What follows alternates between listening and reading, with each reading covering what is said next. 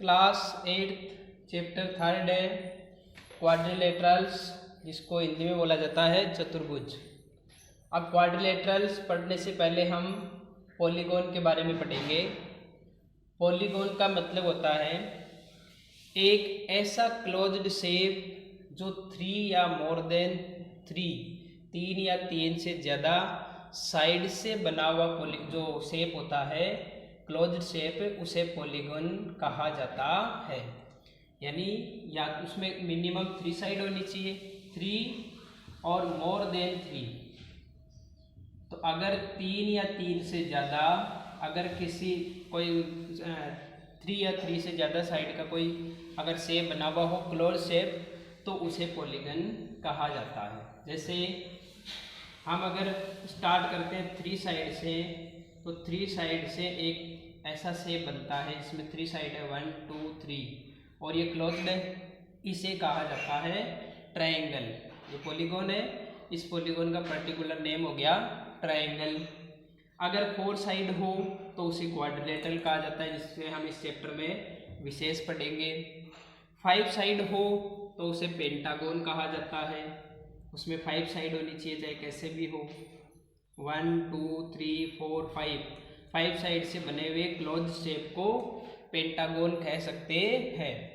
अगर 6 साइड हो तो उसे हेक्सागोन कहा जाता है, 7 साइड हो तो हेप्टागोन, 8 साइड हो तो ऑक्टागोन, 9 हो तो नोनागोन, और 10 साइड हो तो उसे डेकागोन कहा जाता है।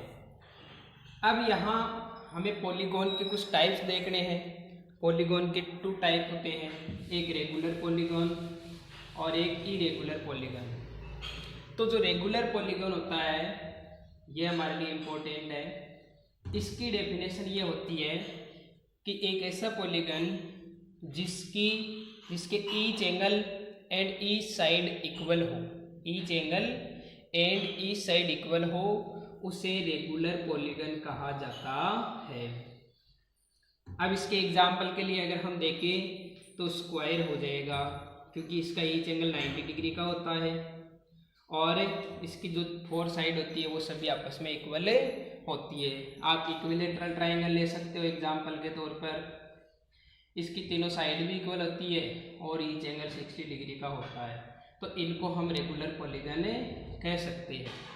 तो अगर जितनी साइड दे रखी हो सभी साइड और एंगल अगर इक्वल हो तो उसे रेगुलर पॉलीगॉन कहा जाता है। इरेगुलर जो पॉलीगॉन होता है इसका अपोजिट होता है।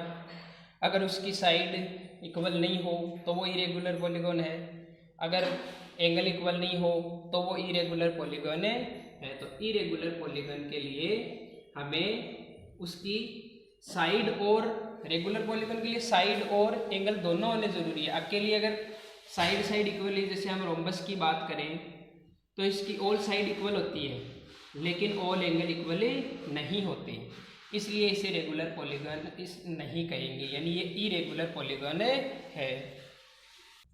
अब हम बात करते हैं पॉलीगॉन के अंदर कुछ मेन पॉइंट हैं जिनकी बात करते हैं। सबसे पहले हम देखते हैं वर्टेक्स ऑफ ए पॉलीगॉन या वर्टिसेज ऑफ ए पॉलीगॉन। तो वर्टिसेज क्या होता है या वर्टेक्स क्या होता है? सिंगल हो तो वर्टेक्स, और अगर ज़्यादा की बात करें तो वर्टिसेज।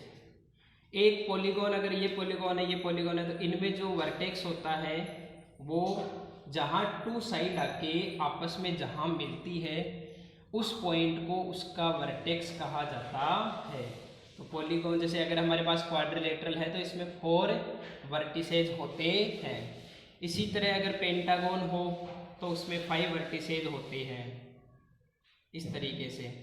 और इसके बाद में अगर हम बात करें एडजेसेंट वर्टिसेज की, तो एडजेसेंट वर्टिसेज का मतलब होता है कि अगर आपको कोई वर्टेक्स कॉमन हो या साइड कॉमन हो तो उस वर्टेक्स को, उनके लिए साइड कॉमन होना ज़रूरी है। ये दोनों वर्टेक्स, इनके लिए ये साइड कॉमन है, तो इसका मतलब इन दोनों वर्टेक्स को एडजेसेंट वर्टेक्स कह सकते हैं। इसी तरह ये दोनों वर्टेक्स भी आपस में एडजेसेंट वर्टेक्स है क्योंकि इनके लिए ये साइड कॉमन है। अगर हम बात करें इंटीरियर एंगल्स की, तो इंटीरियर एंगल का मतलब होता है अंतःकोण, इंटीरियर एंगल्स, यानी ये अंदर बने हुए जो एंगल होते हैं उन्हें इंटीरियर एंगल से कहा जाता है। जैसे इस शेप की बात करें तो इसके अंदर जो अंदर 4 एंगल बने हुए हैं, इन सभी एंगल को इंटीरियर एंगल कहते हैं। तो एक क्वाड्रिलेटरल में 4 इंटीरियर एंगल होते हैं। अगर हम पेंटागन की बात करें तो इसमें 5 इंटीरियर एंगल है। अब बात करते हैं एक्सटीरियर एंगल की। जो एक्सटीरियर एंगल का मतलब होता है बाह्य कोण, बाहर जो बने हुए रहते हैं उन्हें एक्सटीरियर एंगल कहते हैं। अब बाहर कैसे, अगर हम इसकी जो क्वाड्रिलेटरल है इसकी अगर साइड को हम बढ़ाएं, वो भी इस तरह से अगर हम साइड को बढ़ाएं, साइड को ऐसे बढ़ाया, दूसरी को ऐसे बढ़ाना है, और अगर इन साइड को ऐसे बढ़ाने के बाद में जो 4 एंगल बने बाहर की ओर, उन सभी एंगल को एक्सटीरियर एंगल कहते हैं। तो इसमें 4 एक्सटीरियर एंगल होते हैं। इसी तरह हम पेंटागन में ऐसे बढ़ा सकते हैं, एक साइड को बढ़ाया, इसी तरह दूसरी साइड को, फिर तीसरी साइड, ऐसे अगर हम इन साइड्स को बढ़ाएं तो इसमें 5 जो एंगल बनेंगे बाहर की तरफ, यानी उन एंगल को हमें एक्सटीरियर एंगल कहते हैं। अब बात करते हैं एडजेसेंट एंगल की। तो एडजेसेंट एंगल, जैसे अभी एडजेसेंट वर्टिसेस पढ़े थे हमने, वैसे एडजेसेंट एंगल होते हैं। उसके लिए हमारे पास कॉमन वर्टेक्स होना चाहिए या कॉमन साइड होनी चाहिए। तो अगर कॉमन वर्टेक्स की बात करें, अगर आपको ऐसे कोई एंगल दे रखे हैं तो इसके अंदर एक कॉमन वर्टेक्स आ गया और एक कॉमन साइड आ गई, तो इन दोनों एंगल को एडजेसेंट एंगल कहते हैं। अगर इनको हम क्वाड्रिलेटरल में पढ़ें तो इन दोनों एंगल को एडजेसेंट एंगल कह सकते हैं। ये दोनों एंगल एडजेसेंट एंगल है, फिर ये दोनों एंगल एडजेसेंट है, इसी तरह ये एडजेसेंट है। क्योंकि अगर हम इन दोनों की बात कर रहे हैं तो ये साइड कॉमन आ रही है, इन दोनों एंगल की बात कर रहे हैं तो ये साइड कॉमन आ रही है। तो अगर साइड कॉमन आए या वर्टेक्स कॉमन आए तब उसे एडजेसेंट एंगल कहते हैं। अब हम बात करते हैं एडजेसेंट साइड्स की। एडजेसेंट साइड का मतलब होता है कि अगर हमारे को ऐसी 2 साइड दे रखी हो जिसमें वन कॉमन वर्टेक्स हो, दोनों के लिए एक ही वर्टेक्स काम करे। जैसे इस क्वाड्रिलेटरल की हम बात करें तो अगर हमने ये वर्टेक्स लिया तो ये वर्टेक्स इस साइड के साथ भी है और इस साइड के साथ भी है, तो इन दोनों साइड्स को हम एडजेसेंट साइड कहेंगे। इसी तरह अगर इससे वर्टेक्स की बात करें तो ये दोनों साइड एडजेसेंट है, अगर इनकी बात करें तो ये दोनों साइड एडजेसेंट। अगर यहाँ हम किसी वर्टेक्स की बात करते हैं तो इन दोनों साइड को एडजेसेंट साइड कह सकते हैं। उसके बाद में एडजेसेंट साइड के बाद में हम बात करते हैं डायगोनल की।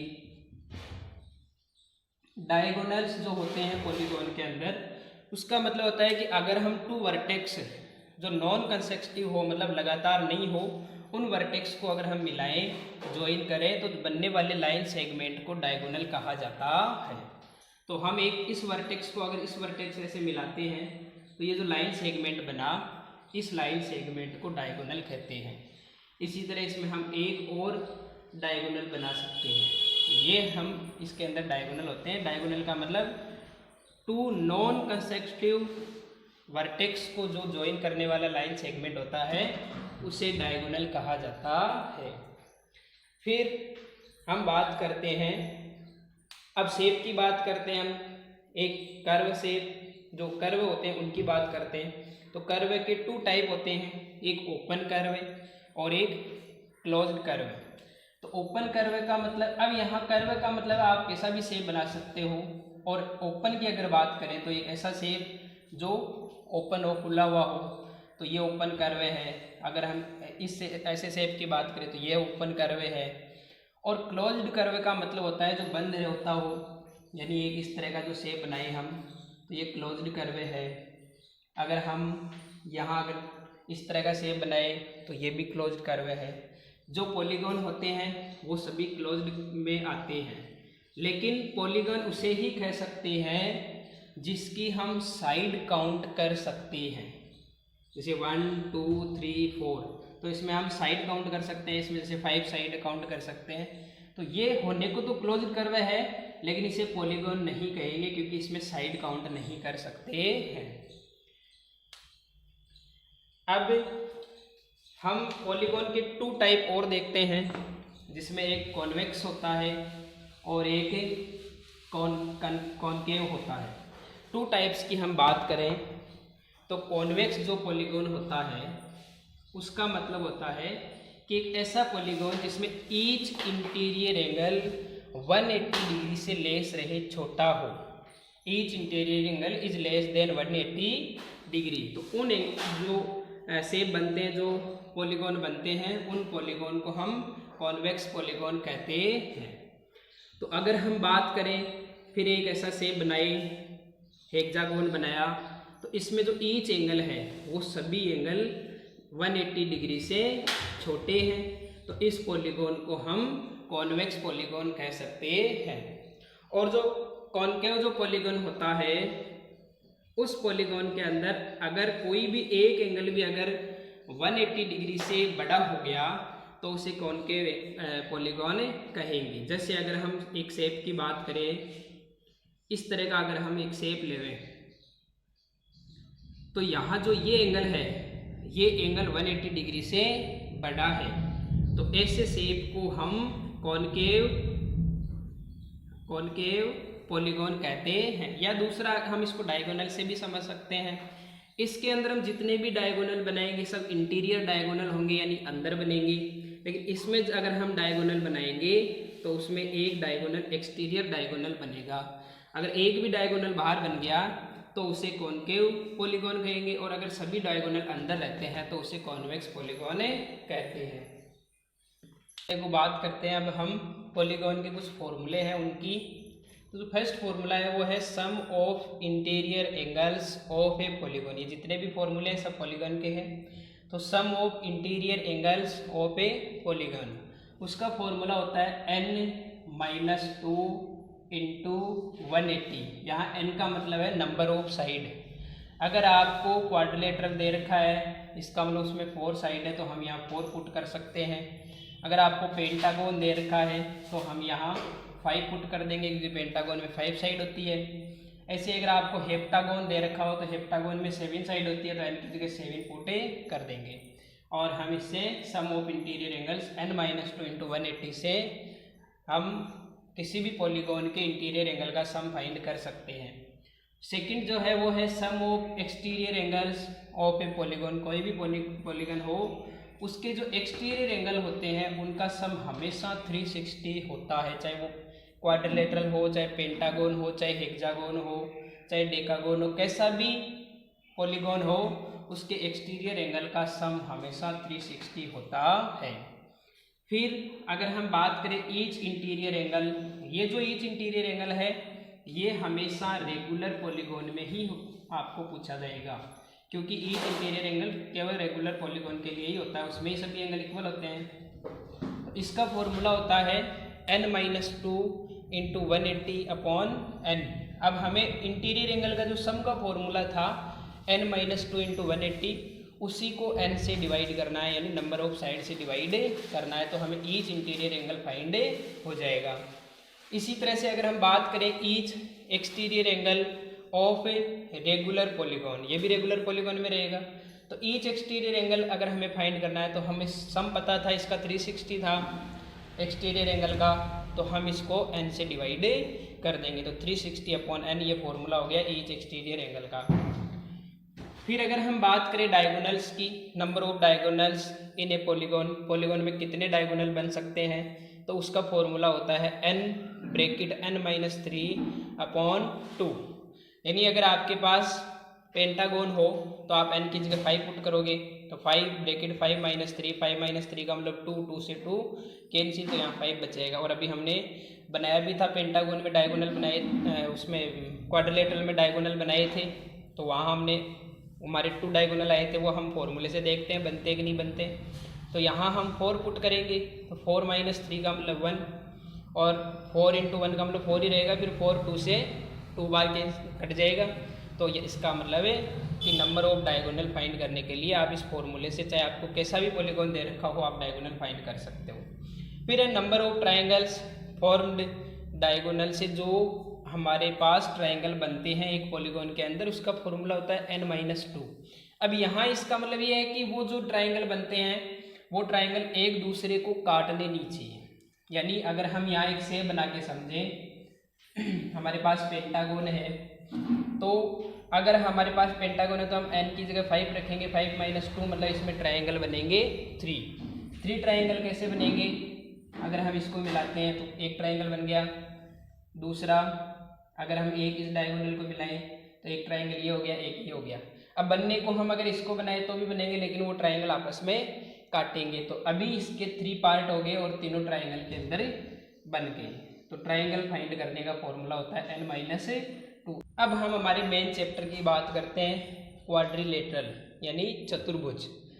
जिस पॉलीगॉन में 4 साइड हो उसे हम क्वाड्रिलेटरल कहते हैं। तो यहाँ हमारे पास 4 साइड है, फर्स्ट, सेकंड, थर्ड और फोर्थ। हम इसको कोई नाम दे सकते हैं, A, B, C और D। तो हम ऐसे कह सकते हैं ABCD एक क्वाड्रिलेटरल है। अब क्वाड्रिलेटरल में हम ये जानते हैं कि उसमें 4 साइड होती है, 4 इंटीरियर एंगल होते हैं और 4 ही एक्सटीरियर एंगल होते हैं। 4 हम वर्टेक्स बोल सकते हैं कि इसमें 4 वर्टेक्स होते हैं और इसमें 2 डायगोनल होते हैं, एक AC डायगोनल है और दूसरा BD डायगोनल है। इसमें 2 डायगोनल होते हैं। अब अगर हम इसके एंगल के सम की बात करें तो इसमें इंटीरियर एंगल का सम भी 360 होता है, क्योंकि इंटीरियर एंगल के सम का हमारे पास फॉर्मूला था n-2 इंटू 180। n का मतलब नंबर ऑफ साइड, यहाँ हमारे पास साइड है 4 तो हम यहाँ 4 पुट कर देंगे।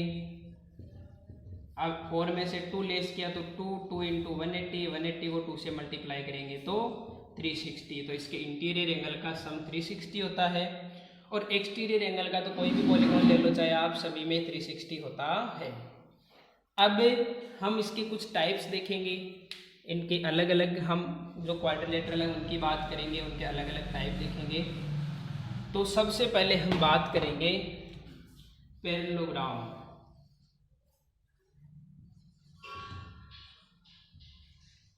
जिसको समांतर चतुर्भुज कहा जाता है। पैरेललोग्राम, इसका शेप कुछ इस तरीके से बनता है, जैसे इसका नाम समझ लो, इसका नाम PQRS है। अब हम इनके क्वाड्रिलेटरल के अलग अलग टाइप्स भी देखेंगे और साथ साथ इनकी प्रॉपर्टी की बात भी करेंगे। तो अगर हमें पैरेललोग्राम देखना हो तो उसकी प्रॉपर्टी हम 3 तरीके से देखेंगे, एक साइड के बारे में, एक एंगल के बारे में और तीसरा डायगोनल के बारे में।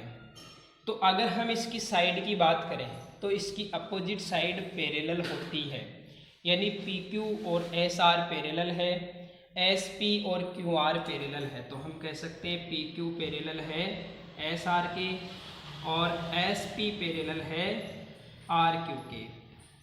और पैरेलल का मतलब होता है कि इनको हम आगे कितना भी बढ़ाएं एक दूसरे को ये इंटरसेक्ट नहीं करेगी। इसके अलावा इसकी जो साइड होती है, अपोजिट साइड, वो इक्वल भी होती है। PQ इक्वल है SR के और SP इक्वल है QR के या RQ के। तो अगर PQ 8 सेंटीमीटर है तो SR भी 8 सेंटीमीटर, ये अपोजिट साइड इसकी इक्वल होती है और ये अपोजिट साइड इक्वल होती है। तो इसके साइड की प्रॉपर्टी हो गई अपोजिट साइड से are equal and opposite side से आर इक्वल एंड पैरेलल। जो अपोजिट साइड होती है वो इक्वल भी होती है और पैरेलल भी होती है। अब हम अपोजिट एंगल की बात करते हैं, या एंगल की जो बात करें तो एंगल, इसके जो अपोजिट एंगल होते हैं वो भी इक्वल होते हैं। तो एंगल P और एंगल R इक्वल है, इसका अपोजिट R है, अपोजिट मतलब सामने वाला। और अगर Q और जो S है ये दोनों अपोजिट है तो ये दोनों भी क्या हो रहेंगे आपस में इक्वल। अगर हम ये मान लें कि ये एंगल 70 डिग्री है P, तो R भी 70 डिग्री का होगा, क्योंकि इसके अपोजिट एंगल इक्वल होते हैं। यहाँ एंगल की एक प्रॉपर्टी और आती है कि अगर हम angle P plus angle Q करें तो इनका सम 180 होगा। पैरेललोग्राम के जो अंदर जो एंगल होते हैं, जो एडजेसेंट एंगल होते हैं, जैसे P और Q एडजेसेंट एंगल है, इन दोनों का सम 180 है।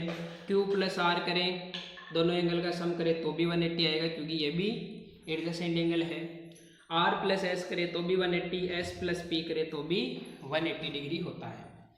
अब हम बात करते हैं डायगोनल की। तो जो पैरेललोग्राम के डायगोनल होते हैं वो एक दूसरे को बाइसेक्ट करते हैं।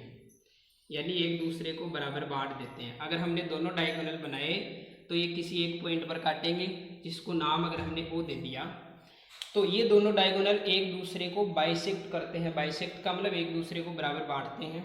यानी जो ये अगर ये डायगोनल पी आर 10 सेंटीमीटर का था तो ये 5 सेंटीमीटर में बदल गया, और अगर ये 8 सेंटीमीटर का था तो ये 4 सेंटीमीटर में चेंज हो गया। यानी पी ओ इक्वल रहेगा आर ओ के और क्यू ओ इक्वल होगी एस ओ के। नेक्स्ट हम देखते हैं रोम्बस, जो लगभग इसके जैसा ही सेम बनता है। रोम्बस में रोम्बस को हिंदी में बोला जाता है समचतुर्भुज। रोम्बस में ऑल साइड इक्वल होती है, सभी साइड इक्वल होती है। नाम दे दिया इसको भी पी क्यू आर एस। तो अब हम इसकी प्रॉपर्टी की बात करते हैं। सबसे पहले साइड के बारे में, तो ऑल साइड्स आर इक्वल, यानी P Q equal Q R equal R S equal S B, सभी साइड आपस में इक्वल होती है। ये लगभग इसमें प्रॉपर्टी पैरेललोग्राम वाली लगती है। इसकी अपोजिट जो साइड होती है वो पैरेलल भी होती है। इसके एंगल की बात करें तो अपोजिट एंगल इक्वल होते हैं। एंगल पी इक्वल है एंगल आर के, एंगल क्यू इक्वल है एंगल एस के। इसी तरह पी और क्यू का सम 180, क्यू प्लस आर का सम 180, आर प्लस एस का सम 180 और एस और पी एंगल का सम भी 180। अब एंगल की भी बात होगी। अब बात करते हैं डायगोनल की। इसमें डायगोनल में थोड़ा सा चेंज है। हम पैरेललोग्राम में हमने पढ़ा था कि डायगोनल बाइसेक्ट करते हैं, इसमें भी बाइसेक्ट ही करते हैं लेकिन 90 डिग्री पर करते हैं। तो इसके डायगोनल की प्रॉपर्टी होगी diagonal bisect each other at 90 degree, यानी वो 90 डिग्री भी बनाते हैं। अगर ये ओ पर बाइसेक्ट कर रहे हैं तो एस ओ और क्यू ओ इक्वल है, आर ओ और पी ओ इक्वल है, और ये ओ पॉइंट पर 90 डिग्री बना रहे हैं। फिर नेक्स्ट है रेक्टेंगल। रेक्टेंगल के अंदर भी जो प्रॉपर्टी पैरेललोग्राम में लगी थी वो लगभग इसमें लगेगी। तो रेक्टेंगल का जो शेप है वो इस तरह का होता है। इसकी साइड की प्रॉपर्टी की बात करें तो इसकी अपोजिट साइड इक्वल होती है। नाम दे दिया अगर हमने इसको ABCD, तो इसकी अपोजिट साइड इक्वल होती है। और एंगल की बात करें तो इसमें ईच एंगल 90 डिग्री का होता है। और एंगल जो इंटीरियर एंगल होते हैं वो सभी 90 डिग्री के होते हैं। और जो डायगोनल होते हैं वो एक दूसरे को बाइसेक्ट करते हैं। तो डायगोनल की प्रॉपर्टी होगी बाइसेक्ट ईच अदर। अब इसमें डायगोनल में एक नई प्रॉपर्टी ऐड हो जाती है कि diagonal bisect each other and equal, आपस में इक्वल भी होते हैं। कहने का मतलब AC डायगोनल और BD डायगोनल आपस में इक्वल भी है, और इक्वल के साथ में एक दूसरे को इंटरसेक्ट भी करते हैं। तो हम कह सकते हैं AO equal CO equal BO और इक्वल DO, यानी ये चारों पार्ट आपस में इक्वल हो जाएंगे क्योंकि ये आपस में इक्वल थे और ये यहाँ बाइसेक्ट हो रहे हैं। अगर ये 10 का था तो ये भी 10 सेंटीमीटर का था, फिर ये 5 में, ये 5 में, ये 5 में, ये 5, सब इक्वल बन गए। नेक्स्ट है स्क्वायर। तो स्क्वायर के अंदर स्क्वायर लगभग रोम्बस के जैसा बनता है। स्क्वायर में ऑल साइड इक्वल होती है। रोम्बस में ऑल साइड इक्वल थी, लेकिन स्क्वायर के अंदर ईच एंगल 90 डिग्री का होता है, उसके अंदर ईच एंगल 90 डिग्री का नहीं था। तो all sides are equal side की प्रॉपर्टी हो गई। और अगर एंगल की बात करें तो ईच एंगल 90 डिग्री का होता है। इसके जो डायगोनल की प्रॉपर्टी होती है diagonal bisect each other and equal, bisect each other at 90 degree and equal. ये 90 डिग्री पर काटते भी है, एक दूसरे को बाइसेक्ट भी करते हैं और खुद भी इक्वल होते हैं। अगर मान लो इसका नाम ABCD है तो AC डायगोनल और BD डायगोनल इक्वल है, और अगर ये G पर काट रहे हैं तो AG CG BE और DG ये सब आपस में इक्वल भी है और यहाँ 90 डिग्री भी बना रहे हैं। क्वाड्रिलेटरल का नेक्स्ट टाइप है काइट। काइट में सबसे पहले साइड की अगर हम बात करें तो एडजसेंट जो साइड का जो पेयर होता है वो इक्वल होता है। मतलब इसमें जो 4 साइड होती है उसमें 2 एडजसेंट साइड पेयर बनते हैं। तो AD इक्वल रहेगी AB के और BC इक्वल रहेगी CD के। तो 2 pair adjacent side of 2 pair are equal. अब अगर इसके एंगल की बात करें तो उसमें कोई एक पेयर इक्वल रहेगा जो हमने से बना रखा है, उस पर एंगल B एंगल D के इक्वल है, एंगल A एंगल C के इक्वल नहीं है। एक ही पेयर इक्वल रहता है। फिर अगर डायगोनल की बात करें तो इसके जो डायगोनल होते हैं वो एक दूसरे को 90 डिग्री पर इंटरसेक्ट करते हैं, बाइसेक्ट नहीं करते। और एक मतलब ये एक दूसरे के साथ 90 डिग्री बनाते हैं। इनमें से एक डायगोनल दूसरे डायगोनल को बाइसेक्ट कर देता है। जैसे ये AC है तो ये BD को बाइसेक्ट करेगा, यानी अगर ये E पर काट रहा है तो BE और DE इक्वल रहेगा, AE और C इक्वल नहीं रहेगा। नेक्स्ट जो लास्ट हमारा जो टाइप है वो है ट्रेपेजियम। ट्रेपेजियम की सीधी सीधी डेफिनेशन है कि इसमें ओनली वन पेयर पैरेलल होता है। इस शेप के अंदर KL और NM पैरेलल है, KL parallel to NM, one pair इसके अंदर पैरेलल रहता है। इसके अलावा साइड के लिए डायगोनल के लिए इसमें कोई प्रॉपर्टी नहीं लगती है। इतना जरूर कह सकते हैं कि एंगल में अगर ये दोनों पैरेलल है तो ये ट्रांसवर्सल है, और ट्रांसवर्सल के एक ही साइड में बने इंटीरियर एंगल का सम 180 डिग्री होता है। तो K प्लस N की वैल्यू 180 डिग्री है। इसी तरह अगर ये पैरेलल है तो ML भी ट्रांसवर्सल का काम कर रही है, तो M और L इन दोनों इंटीरियर एंगल का सम भी 180 डिग्री है। एक्सरसाइज 3.1 फर्स्ट क्वेश्चन है, गिवन हेयर सम फिगर्स, आपको कुछ फिगर्स दे रखे हैं, इनको देख के हमें नीचे हमें कुछ क्वेश्चंस दे रखे हैं, उनके आंसर देने हैं। फर्स्ट क्वेश्चन है सिंपल कर्व, तो हमें सिंपल कर्व बनाना है। सिंपल कर्व में फर्स्ट है, सेकंड है, फिफ्थ है, सिक्स्थ है और सेवेंथ, ये सिंपल कर्व है। थर्ड, फोर्थ और एट्थ सिंपल कर्व नहीं है, क्योंकि थर्ड के अंदर टू कर्व बना रखे हैं। सिंपल कर्व में अगर हम एक बार में बनाते हैं, एक बार अगर हम पेन रख के स्टार्ट करके बनाए तो वही सिंपल कर्व होते हैं। फोर्थ कर्व जो बनाया हुआ है वो आपस में कट रहा है। फिर जो बी है, वो बी क्वेश्चन जो है उसमें लिख रखा है सिंपल क्लोज्ड कर्व, तो सिंपल क्लोज्ड कर्व भी वही है जो सिंपल कर्व थे, फर्स्ट, सेकेंड, फिफ्थ, सिक्स्थ और सेवेंथ। फिर है पॉलीगन। पॉलीगन में आपको पहले बताया था कि ऐसे ही शेप ले सकते हैं जिसमें हम साइड काउंट कर सकते हैं और क्लोज्ड शेप हो। तो इसके अंदर फर्स्ट और जो सेकंड शेप है वो पॉलीगन है, क्योंकि फर्स्ट और सेकंड क्लोज्ड भी है और हम साइड काउंट कर सकते हैं। फिफ्थ, सिक्स्थ और सेवेंथ के अंदर हम साइड काउंट नहीं कर सकते हैं। फिर कॉन्वेक्स पॉलीगन। कॉन्वेक्स पॉलीगन के लिए आपको बताया था कि इसके ईच एंगल जो इंटीरियर एंगल है वो 180 डिग्री से कम होना चाहिए, या जितने डायगोनल इसमें बनेंगे वो इंटीरियर होने चाहिए। तो ऐसा सिर्फ सेकंड शेप में हो सकता है, तो सेकंड शेप कॉन्वेक्स पॉलीगन है। और ई जो क्वेश्चन हमें पूछ रहे हैं वो है कॉनकेव पॉलीगन, तो फर्स्ट जो पॉलीगन है वो कॉनकेव पॉलीगन है। सेकंड क्वेश्चन है, how many diagonals does each of the following have. अब आपको डायगोनल का फॉर्मूला बता रखा है, आप डायरेक्ट फॉर्मूला लगा के इसको फाइंड कर सकते हो। फर्स्ट है कॉन्वेक्स क्वाड्रिलेटरल।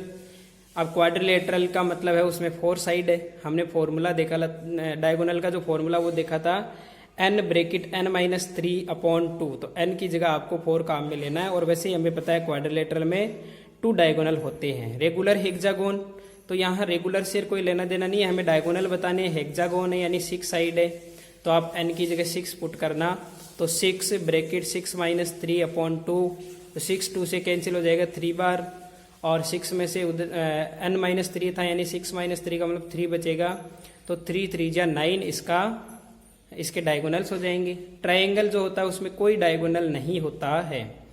थर्ड क्वेश्चन है, what is the sum of measure of the angle of a convex quadrilateral. हमें सम की जो हमने सम का फॉर्मूला लिखा था वो यहाँ बताना है, तो फॉर्मूला होता है n-2 × 180। फोर्थ क्वेश्चन में हमें टेबल को देख के समझना है और हमें इनका सम बताना है। अगर 7 साइड हो किसी पॉलीगॉन में, 8 साइड हो, 10 साइड हो या n साइड हो, तो हमें सम का फॉर्मूला आता है। हमें फॉर्मूला लगा के हम कर सकते हैं, sum of interior angle of a polygon. तो हमें सम ऑफ इंटीरियर एंगल्स का फॉर्मूला हम जानते हैं n-2 × 180।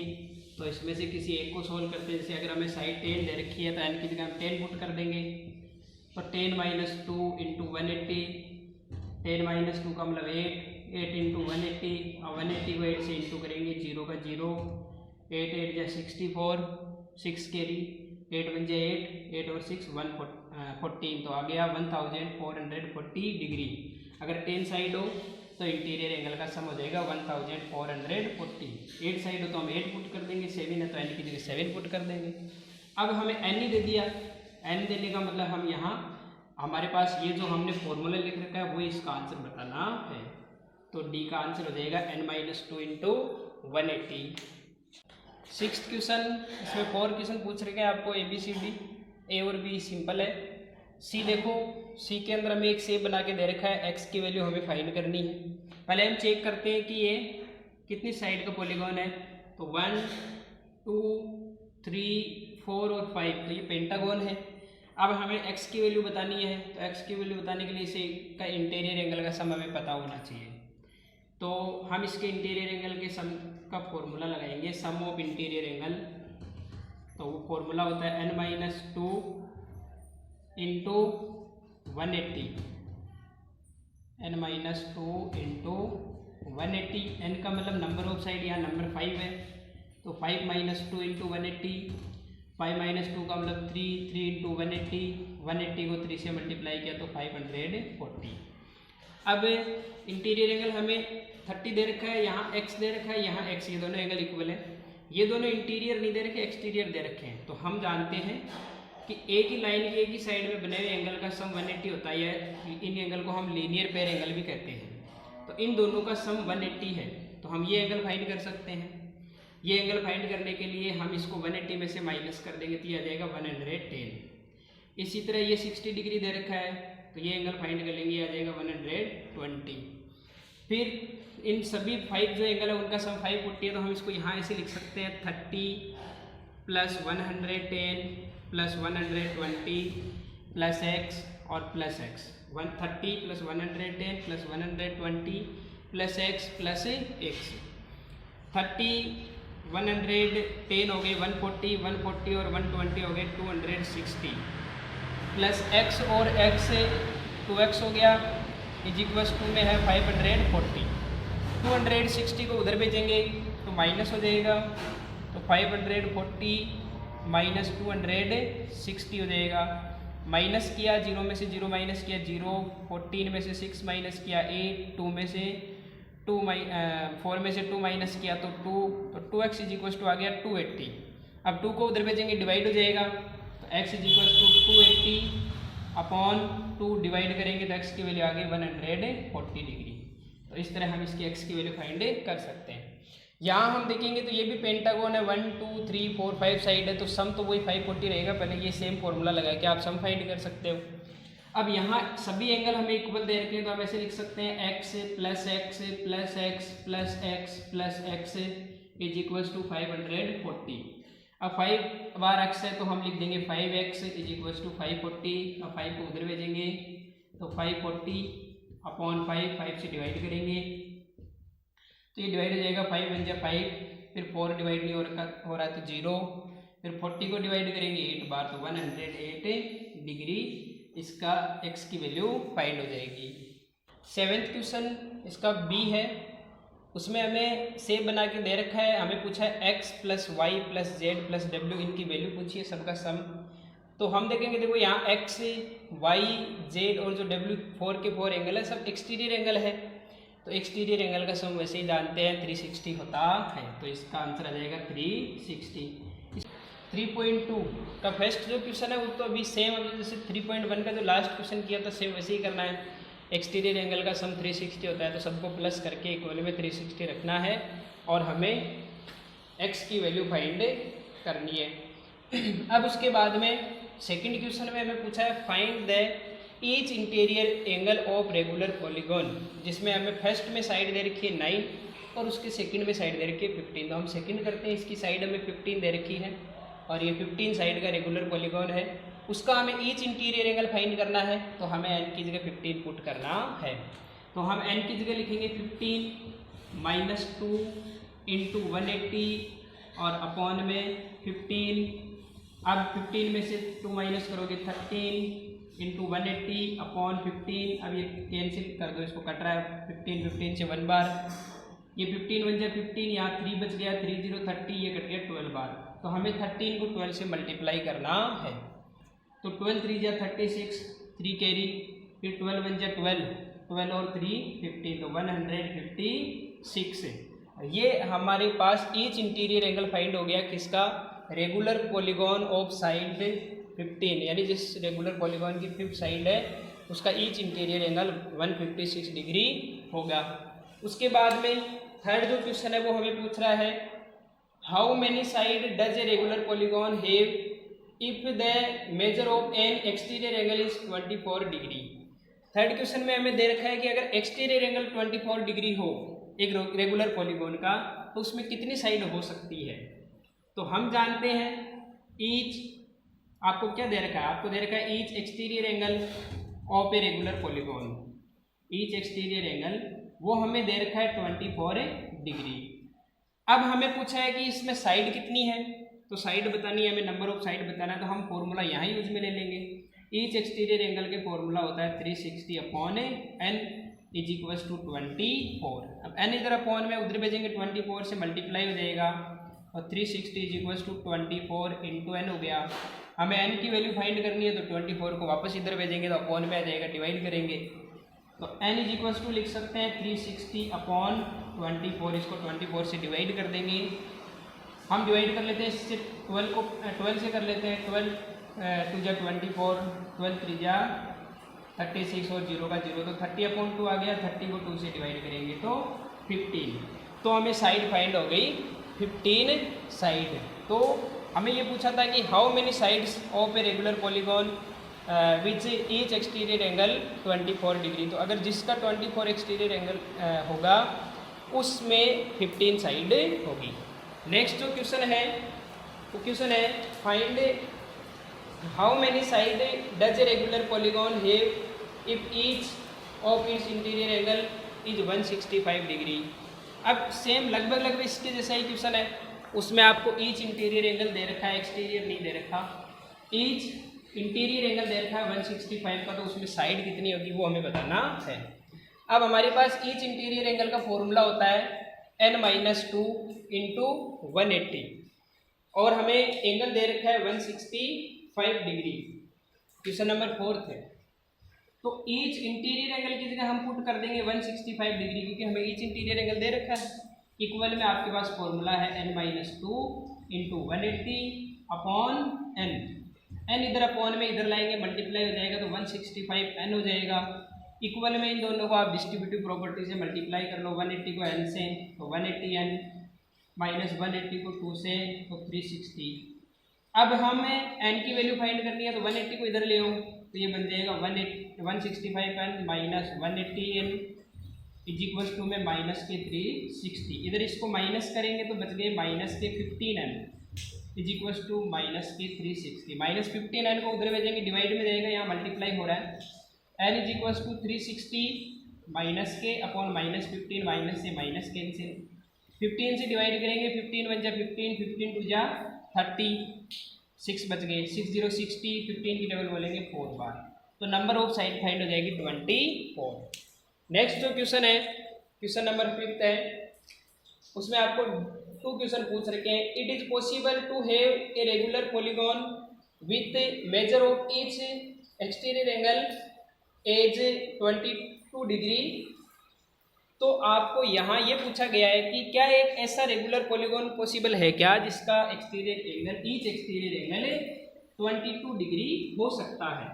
तो हम इसको मान लेंगे होगा और हम फिर नंबर ऑफ साइड फाइंड करेंगे। अगर नंबर ऑफ साइड एक बोल नंबर आ जाता है तब तो वो एक रेगुलर पॉलीगॉन हो सकता है, नहीं तो नहीं है। तो हम लिखेंगे ईच एक्सटीरियर एंगल, ये ए है फर्स्ट वाला, exterior angle is equals to आपको दे रखा है 22 डिग्री। अब हमें इस एक्सटीरियर एंगल का फॉर्मूला लगाना है तो 360 upon n is equals to में 22। अब n को उधर भेजेंगे तो 360 इज इक्वल्स टू 22 n हो गया, 22 को इधर लाएंगे वापस डिवाइड हो जाएगा इक्वल में n। अब इसको हम 22 से डिवाइड करेंगे, 2 से कैंसिल हो रहा है, 180 बार हो रहा है ये तो, और 22 हो रहा है 11 बार। अब 180 11 से एग्जैक्टली डिवाइड नहीं हो रहा है, नहीं होने का मतलब है कि नंबर ऑफ साइड एग्जैक्ट नहीं आ रही है। अब नंबर ऑफ साइड एग्जैक्ट आती तभी ये एक रेगुलर पॉलीगॉन हो सकता था, इसलिए अभी एग्जैक्ट नहीं आ रही है तो ऐसा कोई रेगुलर पॉलीगॉन पॉसिबल नहीं है जिसका ईच एक्सटीरियर एंगल 22 डिग्री हो। बी इसका जो है सेकंड जो क्वेश्चन है वो है can it be an interior angle of a regular polygon Y.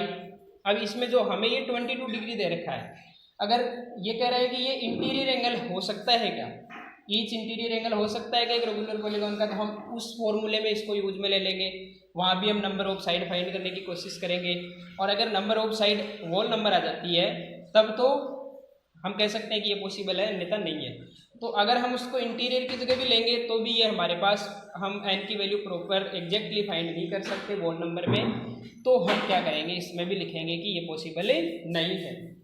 Sixth question है व्हाट इज, लास्ट क्वेश्चन है 3.2 का, what is the minimum interior angle possible for a regular polygon why. आपको दे रखा है, पूछा है कि मिनिमम इंटीरियर एंगल बताना है एक रेगुलर पॉलीगॉन का, कम से कम कितने डिग्री हो सकता है।